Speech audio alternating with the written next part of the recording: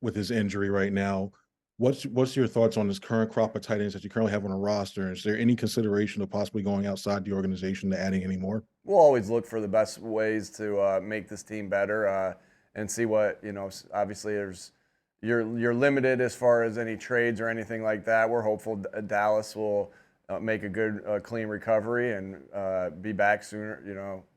When he's ready to be back. But we'll always be looking to Howie. I know Howie does a great job, always looking to improve the football team. And so we like the guys that we have on this roster.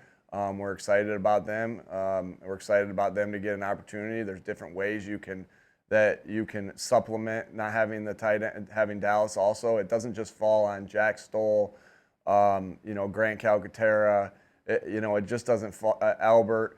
It just doesn't fall on those three guys, right? You can supplement it sometimes with different personnel groupings as well. And so, we feel like we have some good options. We're not obviously into game planning yet. We did a big review of our game today. And then tomorrow will be self-scout stuff. We'll work into game plan later in the week where that will be, we'll think more about that. But we know we have options not only with the guys in the room, but also guys that aren't in the room out of different personnel groupings. Go ahead, Tim, and then Jeff. Nick, after reviewing the string of 3-and-outs near the end of the game, what was your takeaways? Yeah, one, when you're backed up, you're backed up on the minus 1 yard line. You're limited, obviously, in the things that you can do. So the backed up one, we gave ourselves some breathing room on the first play with a sneak. We were a little off on the next play, and then just didn't convert on the screen that we threw on the last play. We felt good about all those. Gave ourselves some breathing room to give Braden an opportunity to punt the ball back to him. The other one is a situation. We're in 4 minute. We're trying to get them to burn their timeout, so we're being pretty conservative. And I think, as that drive started, as we look at it, I'm good if we give them the ball back with under 40 seconds or under 50 seconds, pardon me, inside the 20 with no timeout. So you're playing that how the situation it calls for. I'd say one true 3-and-out. I think when you just look at the stats and don't look at the context of the way that the plays happen, I guess it's easy to say, hey, 3-and-outs. Well, we'd like to keep those drives going. Of course we would like to convert backed up. Of course we'd like to keep a drive going in a 4 minute. But those are played the way they're played because of the situation of the game and that we're in and where the ball is on the field.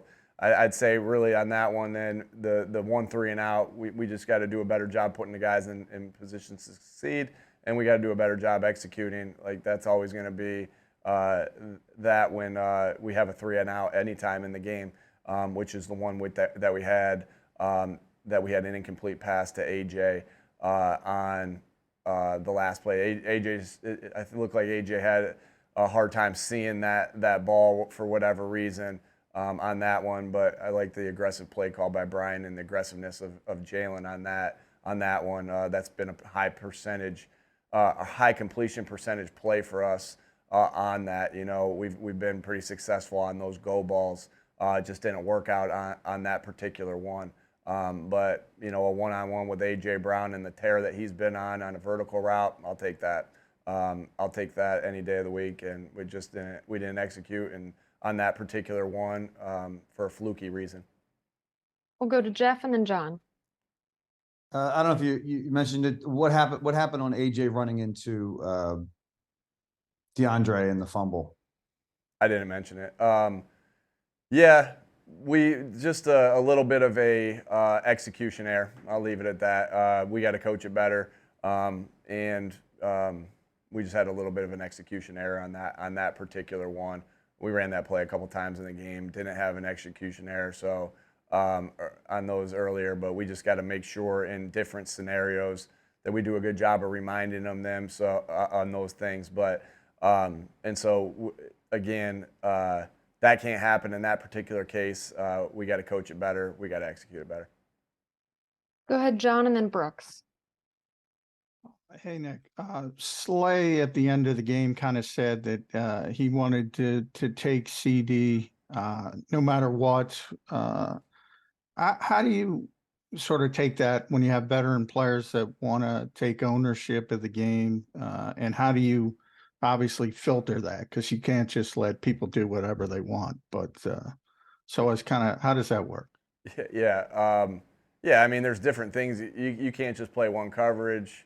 You can't just put one guy on somebody. You'll be figured out fast there. Obviously, admire the fact that Slay wants to go against the best, and because he's one of the best, and so you admire that.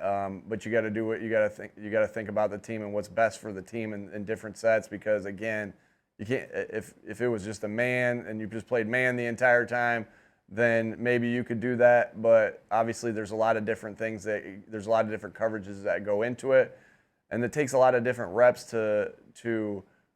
going to take a lot of reps to execute different things that different types of the coverages. So admire his willingness and want to do that. We know we're on the drawing board trying to figure out better ways to take away a guy like CD, and we'll get better at that as we continue on through this year. Go ahead, Brooks, and then Dave. Nick, on that, where do you see the nickel position going forward? You get Roby back maybe in a couple weeks, and how do you? Where's your confidence in Eli Ricks and in that position, and how do you evaluate that going forward right now?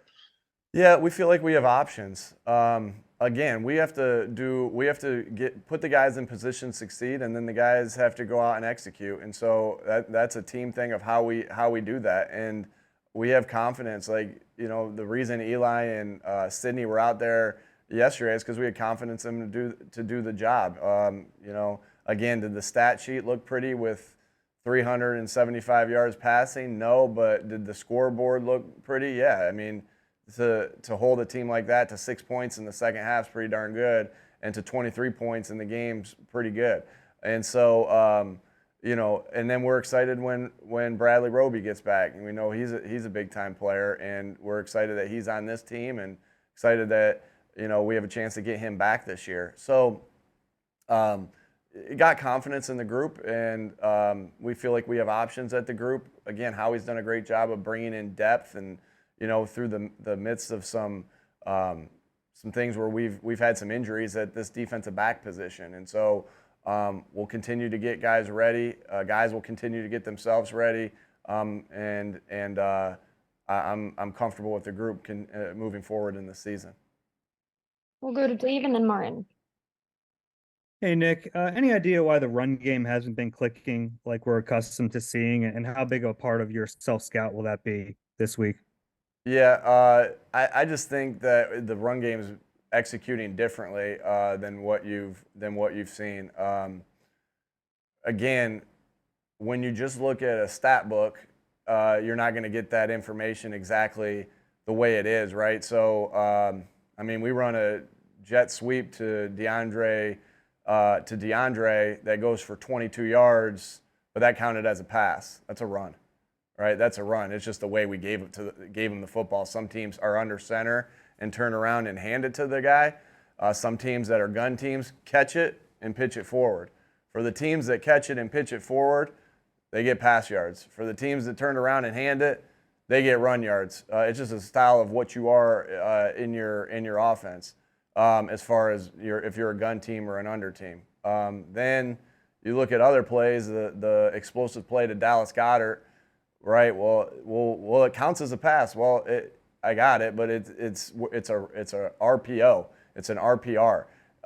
And when you do that, you're reading an end, and then some teams read it, and I don't want to get too much into the scheme of it, but some teams read it and they play option football, and some teams read it and they play pass forward football. Those are runs. So I don't agree. That with your, I know you're just asking the question. I don't agree with it, because there's more to the run game, like those numbers than just what the stats say. And so that's how I'm kind of answering that. You guys can take that. I think I've done a good job explaining that, and I don't want to get too far into that, the scheme things, but yeah, that's how we see it. So I just want to clarify, Nick. So you're okay with the way that the run game's going right now? Okay. Go ahead, Martin, and then Olivia. Hi, Nick. I was wondering what you thought of the way Tyler Steen played, and assuming that Cam is back, when you guys return against the Chiefs, how much do you think this experience will help him going forward?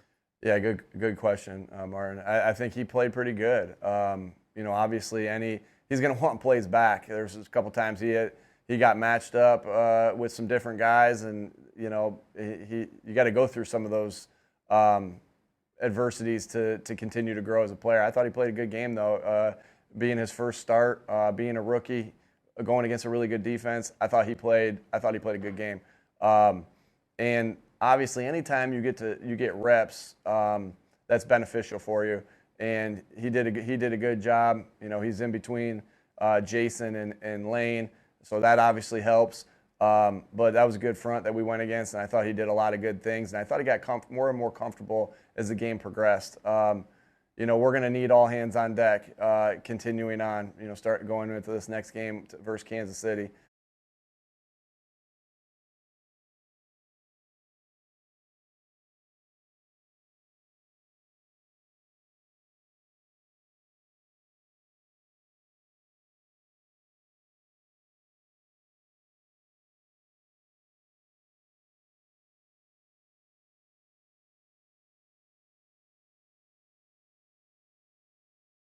Game progressed. We're going to need all hands on deck continuing on, start going into this next game versus Kansas City. So we'll need Cam, we'll need Tyler, we'll need Sua, and glad we have the depth that we have, and look forward to them continuing to grow as players. Go ahead, Olivia, and then Al. Hi, Nick. Over Hi, the last, I know earlier in the season we've talked to you quite a bit about some of the red zone struggles that the teams had, but over the last 4 games or so, I think the offense has scored on over 70% of your trips down there. Why is the offense executing so much better in that area? How much of it is execution, and how much of it is play calling or something else? Sure. Yeah, we've worked hard at that. I think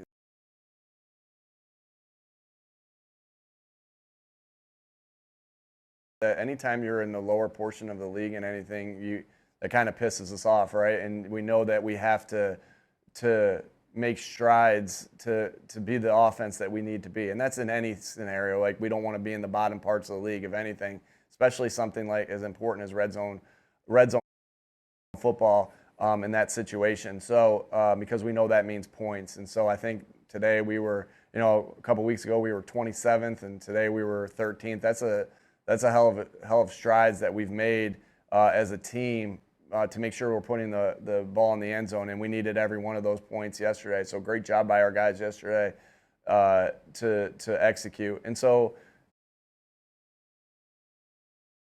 anytime, like I said, anytime you're where that, it always starts with, are we putting the guys in position to make plays? So we made a few, without getting too much into it, Olivia, we made a few philosophical changes of what we were doing down there, which seemed to have helped, and our guys are doing a great job of executing when we get down there. And shoot, we got good players down there, and they're making really good plays. AJ's made some good plays. Julio made an unbelievable play. So again, we have all these weapons that we just got to make sure we're putting in positions to succeed. And like I said,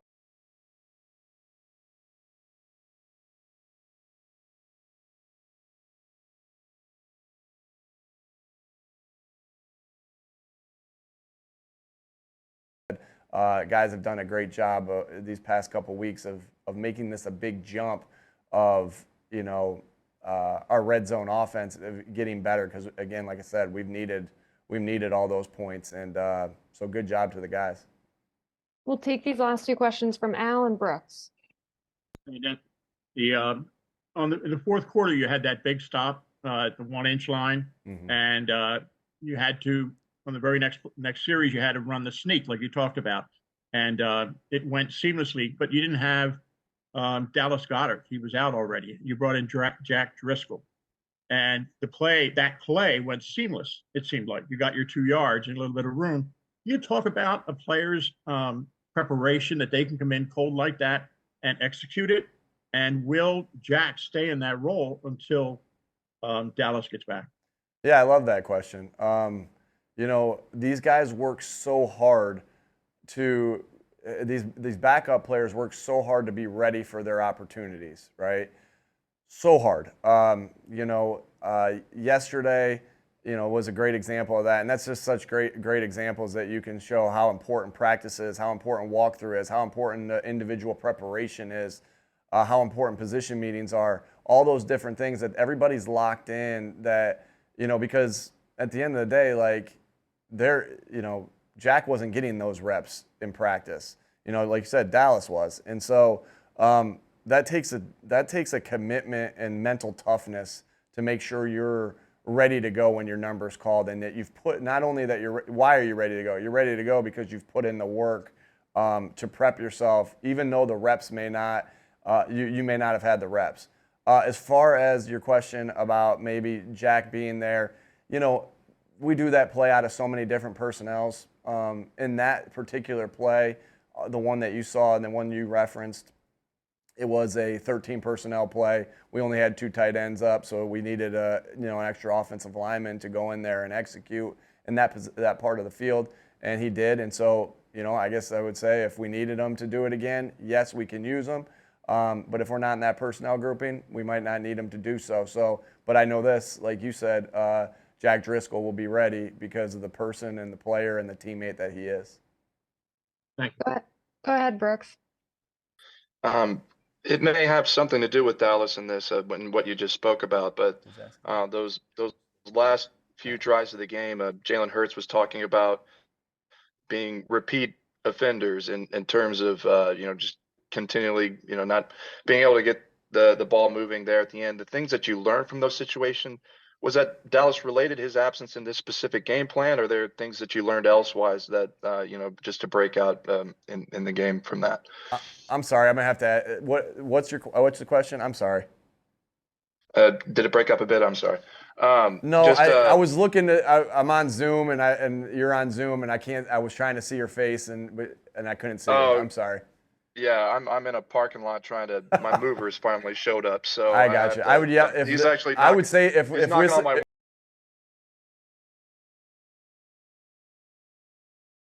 window. If this was a staff meeting, like we have some Zoom staff meetings, and someone didn't have their camera on, I'd yell at them. But I'm not going to yell at you. You don't work for me, so I'm not going to yell at you. Well, here I am. There you are. Okay, that's who's asking the question. All right, say that. Ask me one more time. I'm sorry. Yeah. With those last 3 drives of the game, was that some of the offensive stagnancy, was that partially Dallas related to this game plan, or are there other things that you learned from this that going forward you learned from? Gosh, we've been so good in our 4-minute drives, for the past 3 years. We've had a couple we'd want back, obviously, but this particular one, they did a good job of again, we played it. All 4-minute drives are not exactly the same. Sometimes you're trying to make sure that you're no matter what, you're getting a first down. And by all means, we were trying to do that yesterday, right? Obviously, you want to end it with the ball in your hands. Sometimes you're trying to make sure while you're doing that, you didn't use your timeout. Sometimes that's not the point. You want them to. The yards are more important to flip the field. So there's all these different scenarios. And so that was a unique scenario. Probably a little similar to our Minnesota one where we punted it back to them, I think with like 20, they got the ball back with 20 seconds left in a similar position. We just had a little bit more time. And so, again, there were some execution things and some coaching things, some detailed things that need to be better. Did I feel like it was that Dallas's absence? I don't. Now, Dallas is a phenomenal player, and anytime he's not in the game, you're excited for the opportunity for the other guys. But we know. I mean, it's Dallas Goedert. He's one of the best players at his position in the NFL. So you're going to miss him. But did I feel like in that particular case it was not having Dallas? I did not. And so because I do think the guys stepped in and did a nice job in his absence.